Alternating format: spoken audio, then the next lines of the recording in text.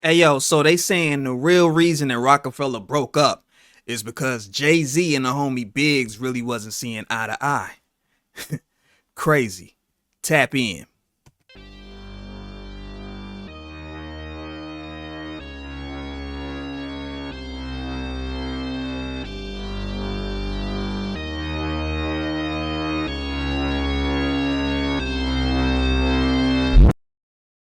What's happening, people? It's the homie Smitster 400 coming at you straight off the Ave, and this is Smitster Reacts. As always, salute to the subscribers, new and old. And if you made it to this video, go ahead, give us a like, subscribe. New content daily. Also, salute Mr. Dubbins. We just had a dope stream recently. And Zenfi369, you know what it is, straight off the Ave. Fam, now, the homie Dame Dash is on Cam Capone. Shout out Cam Capone, shout out Dame.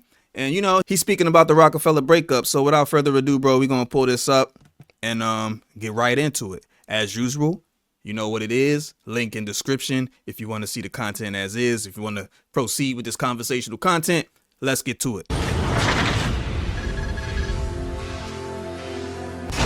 Well, you guys do start Rocawear. And, where does that come from? Because at that point in time, there wasn't a lot of rappers doing. I don't know. You guys might have been the first I'm not rappers a, to do their own. I'm not I'm not a rapper. I just had a rapper that was my partner so that I could leverage his celebrity. But these were my ideas. These were my ambitions. I didn't have ambitions of an artist. I had ambitions of a businessman, and I still do. But that was always going to be a vertical because I'm fresh. Because I don't think Ralph Lauren is flyer than me or Ralph Lipschitz.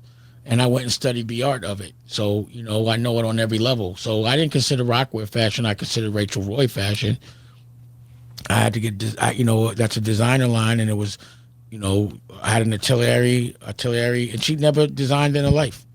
It was supposed to be called Muse, but I couldn't clear the name. And I said, yo, I'm going to just put your name on it. And that was the worst thing I ever did, but maybe the best. But, I don't know what year I started Rocawear, but I had tried in the offices at John Street. I had bought a bunch of sewing machines, not knowing shit about the business. And, and Emery paid for the sewing machines too. Anybody out there ever rocked the Rocawear, John? If you ever had any Rocawear, yo, sound off in the comments, y'all. I might have had a couple shirts, you feel me, back in the day. I never had the jeans or nothing like that, but I definitely had some rock, rock gear. He never got a piece of Rocawear, which was fucked up. I forgot about the deal when he was in jail. Were you guys trying to get paid from wearing other people's clothes? Yeah. I mean, at this point. I went to we were in Iceberg and Jope and all that. And we went to Iceberg because the salesperson knew who we were. I don't know why she made this meeting, but we had a meeting. Jay used to always stay. Matter of fact, Jay was what, Iceberg Slim or something like that? Yeah. With them, I told them we want to do a campaign. They said no. I told them to give us free clothes. They said no, we have a sample sale. And I said, fuck you. And I went and started Rocawear. And I went to these Russians, Alex and Norton. And I was trying to get some leathers made. And they were making Woo Wear at the time. And I was like, yo, get with me. I could do Rocawear. I'm about to go on tour. Make me some samples and, blah, blah, blah. And that's what we did. Now, from what I understand, Biggs wasn't part of Rocawear? Nah. Is there a reason, or? He didn't do nothing. Biggs had put up the money for, I mean, in hindsight, if I was Biggs, I'd have been like, yo, I should be a part of this and made it clear. But it wasn't like he was supposed to be a part of everything we did. Because it was like Emery was supposed to be a part of Rocawear. It wasn't big. It was like we gave everybody in the crew the chance to invest in a vertical. And, Biggs did the biggest investment. But I would have, that's why, if we would have called it Roc-a-fella Clothes, then he would have been entitled to it. It was like, something different. But in hindsight, I think, like Biggs could have made a point and had a valid argument if he would have been like, yo, I should get a part of that. Well, what's the vertical? What do you mean by that? A vertical is like, it's like, so if I have, let's say an album, the clothing line or the merch is a vertical. The documentary is a vertical. The movie is a vertical. The touring is a vertical. It's the other business that are created by that initial business. Oh, okay. Okay. So he could have made an argument that he deserves something of it. Okay. He could have, but it was called Rocawear. If it was called Roc-a-fella, then yeah. But again, you know, Biggs to me was treated completely unfairly. The breakup of Roc-a-fella happened because of Biggs, and it's because Jay didn't want Biggs around no more. And I said, well, we could start like we were gonna do Dynasty Records, but we got to keep Rocawear between us three. But you know, I just couldn't do it. But it's so funny how things turned out. Like now he's up under him like he is. Why wouldn't Jay have wanted Biggs around? Is there a reason? Like he wasn't doing his job or something? Like I was finna say, because I'm like, bro, he back around him now. So, I mean, damn. Because everybody was under the assumption that it was Jay and Dame, you feel me, that made Roc-a-fella fall out. So, for him to say Biggs, that's pretty surprising, considering, like he said, he's still there. He around right now. Biggs had done his job. He put the bread up. But after that, it wasn't no need for him. We didn't need the money no more. So he just felt like he was, I don't know, man. Jay, you know, look how he does his business, bro. Look how, you know, Jay, Biggs don't sit at the table with them. He sits at the kids' table. And that shit is embarrassing. I would be embarrassed if I was Biggs. Like, you know, I think they humiliate Biggs on purpose. It's like a humiliation ritual they doing with him, it look like.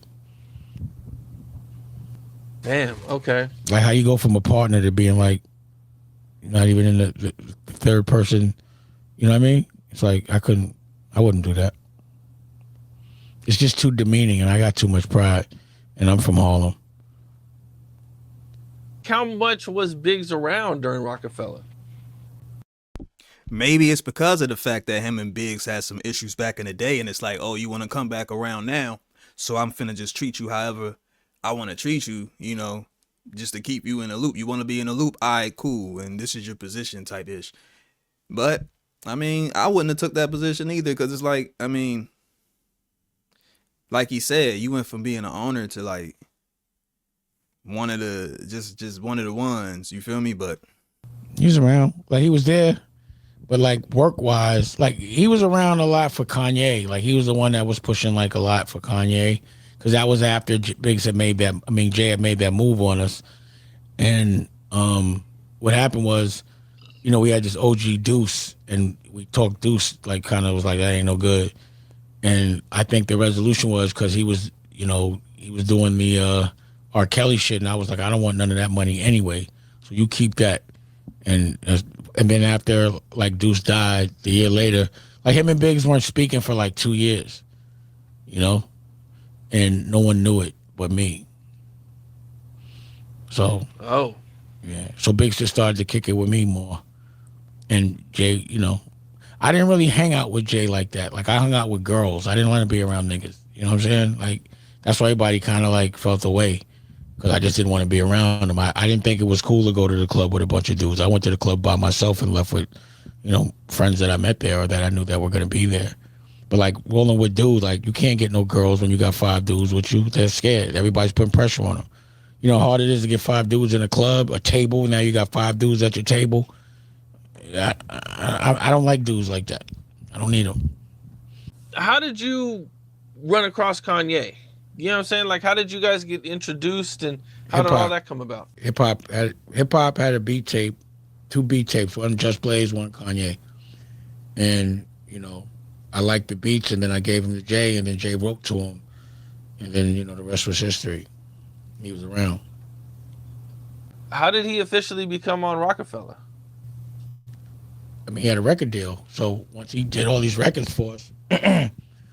You know, my thing was, as a producer, if you did like a album, all the artists on Roc-a-fella, it'd be a compilation, like a mixtape, like a clue tape. So I knew I could go gold no matter what. So that was always our deal. When I found out he was trying to get a deal at Capitol, I was already going dead. I was just waiting to see it through. We had already made a verbal commitment to one another. But Jay wouldn't. The problem was Jay wouldn't sign off on his fucking budget.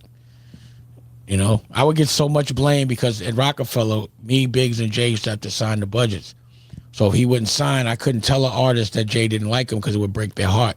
So he wouldn't sign off on Kanye's budget. He wouldn't sign off on Cameron's budget. He wouldn't. That's why I had to let Dipset go to Koch, because I couldn't get him to sign off. And I was like, man, go ahead, don't even worry about it. I'm not playing these games. I didn't give a fuck.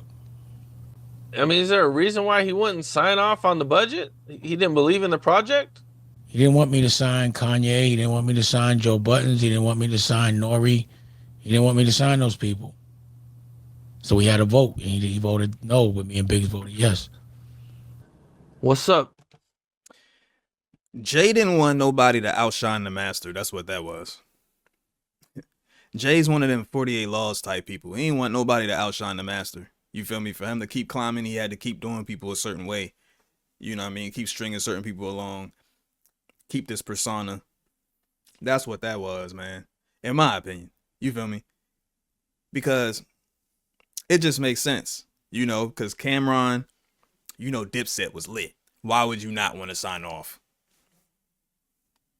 Kanye, why would you not want to sign off? You know what I mean? He said he wanted to bring in Nori. Nori. Shoot, Nori did a whole Rican joint. You feel me? Like, yeah. Jay did have a way of shutting down people. I feel like that's why Memphis Bleak, you feel me, ain't get a lot of push, because it wasn't like Memphis like super trash or nothing like that. You feel me? Young Guns. You know what I mean? The list goes on. The list goes on, but him saying that Biggs and Jay having an issue was the initial reason that Ishmael left and they wasn't talking for 2 years and all that, that's crazy, bro, because everybody's under the assumption that it was just about Dame and Jay, but they don't never add in Biggs or anybody else being a factor in what went left. You know what I mean? So super interesting, man. The homie Dame Dash still out here doing his thing, man. Salute to him. Salute to Cam Capone once again. And yeah, man, if you made it to this point in the video, go ahead, give us a like, subscribe, man. Thanks for everybody that been tuning into the channel, everybody that show us love. You feel me? Everybody that tapped into the latest stream, or premiere rather. You feel me? If you didn't check it out, check that out. We got a part 2 coming out because it was too damn big to upload, so I gotta put part 2 out. But yeah, homie, it's the homie Smitster 400. This has been Smitster Reacts, and thanks for tuning in. Y'all have a good one wherever you at, all around the world. If you want to donate to the channel, Cash App down below. You want to get some merch, link in description, all that good ish. You want to be a member, that's there. All the options is there. So we appreciate everybody that supports in any way. You feel me? We out. Owie.